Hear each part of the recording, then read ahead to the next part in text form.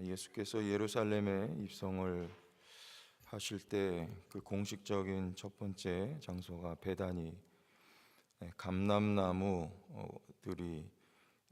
실제적으로 많이 자라고 있었던 감람산이라고 하는 곳에서, 베다니에서 이제 시작을 합니다.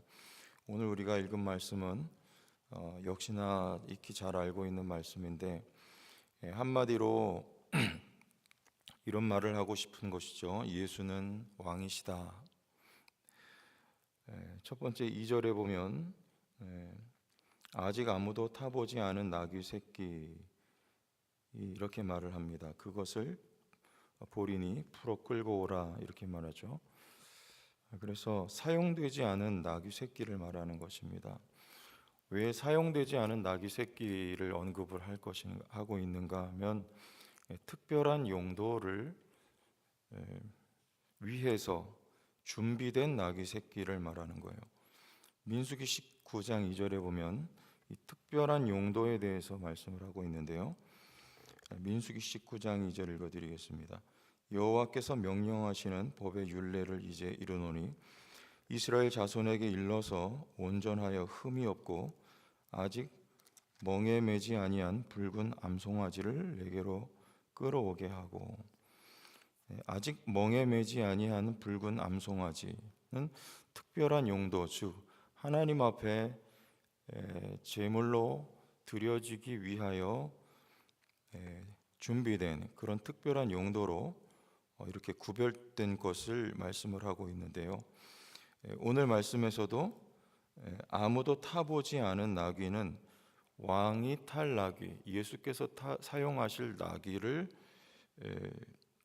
여기 말씀을 하고 있는 것입니다. 왕을 위해서 따로 예비되어 있는 나귀를 말하는 것이죠. 또 두 번째는 3절에 보면 만일 누가 너희에게 왜 이렇게 하느냐 묻거든 주가 쓰시겠다 하라. 그리하면 즉시 이리로 보내리라 하시니, 이렇게 말씀합니다. 주가 쓰시겠다 하라고 이야기하면 보낸다는 것이죠. 이것은 로마 당국자들과 동등한 정치적인 권위를 가지고 계신, 다시 말하면 왕의 권위를 말씀하는 것입니다. 왕은 구약에서도 자기가 원하는 것을 백성들에게서 취할 수 있는 그런 권위를 가지고 있었던 자가 바로 왕이죠. 그 다음에 7절 말씀에 보면 또 이렇게 말씀을 하고 있죠. 나귀 새끼를 예수께로 끌고 와서 자기들의 겉옷을 그 위에 얹어 놓음에 예수께서 타시니, 그 제자들이 나귀 새끼를 예수님께로 끌고 옵니다. 그때 그 나귀 새끼 위에 겉옷을 얹어 놓고 예수님께서 타시고, 8절 말씀에 보면 많은 사람들은 자기들의 겉옷을, 또 다른 이들은 들에서 벤 나뭇가지를 길에 펴며 겉옷을 나귀 위에 얹고 또 바닥에 깔죠. 그리고 나뭇가지를 펴고 예수님께서는 나귀를 타시고 그 위를 지나가십니다. 이것도 역시 당시의 로마와 그리스 세계에서는요, 사랑하고 존경하는 인물 앞에 옷을 펼쳐 놓고 그 위를 지나가게 하는 관습이 있었다고 합니다. 실제로 또 열왕기하 9장 13절에 보면 예후의 예가 나오는데요. 그때도 예후에게 옷을, 9장 13절에 무리가 각각 자기의 옷을 급히 가져다가 섬들 위 곧 예후의 밑에 깔고 나팔을 불며 이르되 예후는 왕이라 하니라. 예후의 밑에 옷을 깔고 예후는 왕이라, 이렇게 말하죠. 그러니까 예수 그리스도께서 왕이시다, 지금 그런 말을 마가는 또 다른 사복음서 기자들도 병행된 이야기들 기록하고 있는데, 예수는 왕이시다, 이런 말씀을 우리에게 전하고 있는 것입니다. 그러면서 9절 말씀에 보면 앞에서 가고 뒤에서 따르는 자들이 소리 지르되 호산나 찬송하리로다 주의 이름으로 오시는 이여, 호산나 찬송하리로다. 이렇게 외치죠. 찬송하리로다 10절에 오는 우리 조상 다윗의 나라여 가장 높은 곳에서 호산나 하더라. 호산나라고 외치면서 막 이제 기쁨의 찬송을 부르는 거죠. 호산나 그러면 우리가 잘 알고 있듯이 오 구원하소서 그런 뜻입니다. 오 구원하소서. 찬송하리로다 오는 우리 조상 다윗의 나라요. 우리 조상 다윗의 나라요. 가장 높은 곳에서 호산나 하더라. 이렇게 말을 하죠. 예수님을 따랐던 무리들의 찬송입니다. 호산나 구원하소서. 우리 조상 다윗의 나라요. 다윗이 왕이잖아요. 다윗 시대에 이스라엘 백성들이 이스라엘이라고 하는 나라가 가장 창성했었습니다. 그런데 그 조상 다윗의 때를 다시 회복할 왕이라고 백성들은 인지를 하고 지금 이처럼 찬송을 하고 있는 것이죠. 호산나 오 우리를 구원하소서. 그런데 이 본문을 읽으면서 저는 그런 생각을 해봤어요. 여기 지금 예수님을 따르면서 호산나라고 외쳤던 이 사람들의 예수를 바라봤던, 물론 왕으로서 지금 예수님을 찬송을 하고 있지만 이 사람들이 생각하고 있었던 왕, 그리고 호산나라고 외칠 때 오 구원하소서 할 때 이들이 생각했던 구원이라고 하는 것은 어떤 것이었을까? 또 한편으로는 하나님께서 지금 예수 그리스도를 이 땅에 왕으로 보내시고 역시 하나님도 구원을 위해서 지금 호산나라고 외치고 있듯이 독생자 외아들을 예수 그리스도를 이 땅에 보내셨는데 하나님 역시 왕으로 아들을 이 땅에 보내셨죠. 그는 왕이셨고 그러니까 하나님의 관점과 예수님을 따랐던 백성들의 관점의 차이를 한번 생각을 해봤어요. 이 사람들은 어떻게 예수님을 바라보았을까? 가장 높은 곳에서 호산나 이렇게 말하죠. 로마의 압제로부터 해방시키고 회복시킬 임금 왕을 기대하지 않았겠습니까? 가룟 유다가 예수를 팔아먹은 이유죠. 그들의 기대예요. 그리고 그 구원이라고 하는 건 역시 말씀드린 바와 같습니다.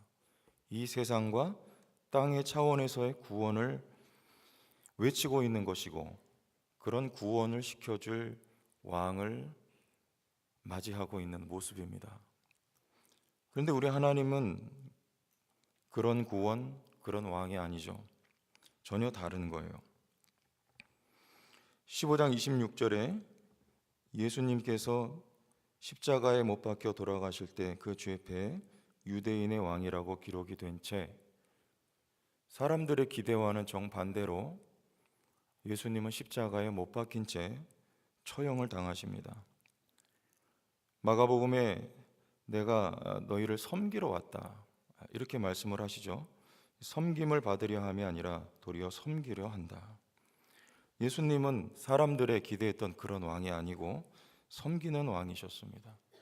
섬기기 위해 이 땅에 오셨고 참으로 우리를 섬기기 위해서 십자가에 처형되셨던 왕이 하나님께서 디자인하신 왕이란 말이에요.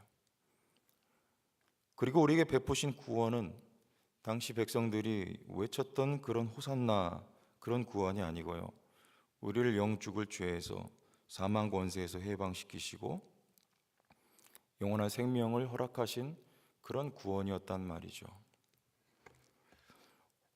이것이 사람의 관점과 하나님의 관점의 차이인 것을 오늘 본문을 읽으면서 가만히 생각해 봤어요. 우리는 예수를 믿으면서 그렇게 생각합니다. 여러분 어떻습니까? 예수를 믿으면 우리는 다 만사가 형통하고 잘 될 것 같죠. 그런데 예수를 믿어 보니까 생각한 것처럼 삶이 그렇게 펼쳐지지가 않더라고요. 여러분 어떻습니까? 여기 다 저보다 선배님들이시고 새벽에 나오신 여러분들 다 수십 년, 적게는 20년에서 많게 3, 40년, 50년 신앙생활 하셨는데 처음 믿을 당시와 지금 와서 돌아보니 여러분들 생각하신 것처럼 삶이 그렇게 펼쳐지시던가요? 계획한 것처럼 그렇게 길이 열려지던가 하는 말입니다. 전혀 그렇지가 않더란 말이죠. 우리는 그렇게 생각합니다. 그러나 하나님은 전혀 다른 방향으로 우리들을 이끌고 가심을 우린 지난 경험을 통해서도 알 수가 있어요. 우린 높은 것을 향해서 올라가기를 원합니다. 호산나라고 외칠 때 하나님 우리를 구원하소서 할 때 우리는 어떤 그런 구원을 생각하죠. 그리고 우리는 예수님을 생각할 때 어떤 그런 예수님을 생각하는 거예요. 그러나 하나님께서 우리에게 보내주신 예수는 우리가 생각하는 그런 예수가 아니에요.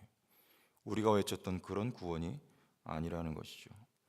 그럼 요셉의 일생을 생각해 보십시오. 처음에 하나님께서 주셨던 꿈은 그야말로 멋진 꿈 아니었습니까? 곡식단이 자기에게 절을 해요. 그리고 해와 달과 11별이 자신에게 절을 합니다. 요셉은 그렇게 높아질 줄 알았어요. 그런데 정반대의 삶이 펼쳐지는 거죠. 높아지는 게 아니고요, 점점 낮아지고 결국에는 저 빛 한 점 들어오지 않는 지하 감방 속으로 떨어지게 되는 겁니다. 이때 어떻게 하나님을 이해할 수가 있겠습니까? 우리는 그렇게 생각하지만 하나님은 우리의 인생을 우리가 생각하는 것처럼 그렇게 이끌고 가시지 않는다는 거예요. 오히려 저 낮아진 곳으로, 점점 더 낮은 곳으로, 점점 더 죽는 곳으로 우리들을 이끌고 가실 때 여러분 그 삶을 어떻게 해석하시겠습니까? 그런 거예요. 우리들의 생각하고 있는 신앙, 우리들이 생각하고 있는 믿음, 우리들이 생각하고 있는 신앙생활과 관점이 전혀 달라요. 하나님의 관점이요. 예수님은 십자가의 순환을 예고하시면서 예루살렘을 향하여 걸어가셨어요. 십자가를 지시기 위해서요. 그러나 베드로의 생각은 달랐죠. 하나님의 일을 생각한 것이 아니고 사람의 일을 생각했어요. 예수는 십자가에 돌아가시면 안 된다라고 생각을 했던 것이죠. 우리들은 죽음의 길로 가서는 안 된다고 생각합니다. 우리는 겸손한 자리, 낮아진 자리로 가서는 안 된다고 생각을 해요. 그러나 하나님의 생각은 다른 거예요.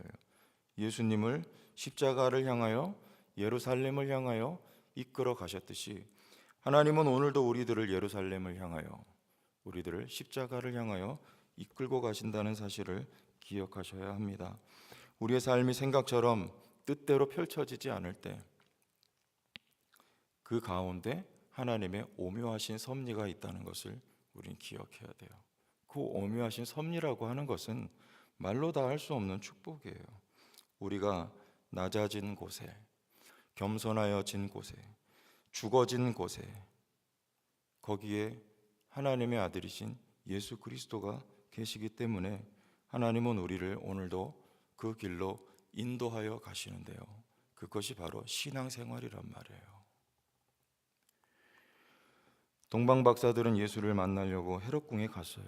근데 거기에는 하나님의 아들이 없었습니다. 하나님의 아들은요, 말구유, 말 먹이통에 아들이 누워 있었어요. 그곳에, 그 낮아진 곳에 머리를 조아리고 겸손하게 무릎 꿇을 때 거기서 아기 예수를 발견하게 되듯이 저와 여러분들의 삶이 겸손하게 하나님 앞에 무릎 꿇어지는 그 십자가의 그 현장에 내가 죽어진 곳에서 예수를 비로소 만나게 됩니다. 그래서 하나님은 우리를 그 길로 오늘도 여러분의 발걸음을 인도해 가고 계신 것이겠죠. 여러분의 삶이 어렵습니까? 힘드십니까? 고난과 고통의 연속된 삶이십니까? 그런데 그것이 하나님께서 계획하시고 뜻하시고 섭리하시고 디자인하신 삶이라는 것을요, 여러분들 기억하시기를 바랍니다. 우리는 그 삶에 이끌려져 가면서 하나님의 아들을 만나게 되어 있어요. 그리고 그를 통해서 하나님의 아들의 모습이 비춰지게 되어 있습니다. 어떤 모습이요? 겸손해진 모습이에요. 낮아진 모습이에요. 깨져버린 모습이에요. 내가 무너져 내려버린 모습이에요. 그때 하나님의 아들의 모습이 여러분을 통해서 나타나는 거예요. 그것이 그리스도의 향기가 되는 것이죠. 이와 같은 은혜가 여러분의 삶에 계속될 때 오히려 그 자리에서 주님을 바라보고 주님을 찬송할 수 있기를 바랍니다. 찬송하리로다 오는 우리 조상 다윗의 나라여 가장 높은 곳에서 호산나 하더라. 이 고백이요, 이 예수를 따랐던 이 사람들의 고백이 아니라 하나님께서 우리의 입술에 넣어주시기를 원하셨던 바로 그 고백으로 말해요. 여러분의 삶을 통해서 호산나 다윗의 아들이여 라고 찬송할 수 있는 저와 여러분들의 삶이 되시기를 주의 이름으로 축원합니다.